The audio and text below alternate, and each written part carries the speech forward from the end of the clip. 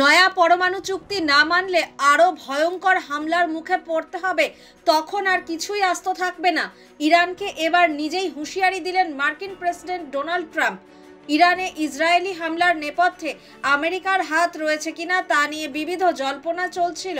মার্কিন president Donald ট্রাম্পের প্রথম প্রতিক্রিয়া সেই জল্পনা আরও বাড়িয়ে দিয়েছিল।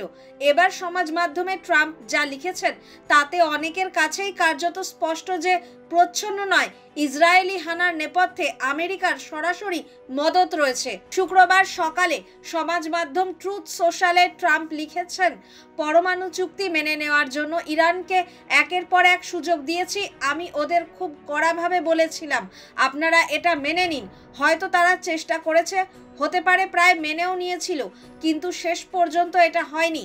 আমি এও বলেছিলাম, আপনারা যেরকম ভাবছেন ব্যাপারটা এর চেয়েও ভয়ঙ্কর হতে পারে। ইসরায়েল যে ইরানে হামলা চালাতে পারে সেই আশঙ্কা আগেই প্রকাশ করেছিলেন ট্রাম্প। এবার সরাসরি ইরানকে হুঁশিয়ারি দিয়ে রাখলেন মার্কিন প্রেসিডেন্ট।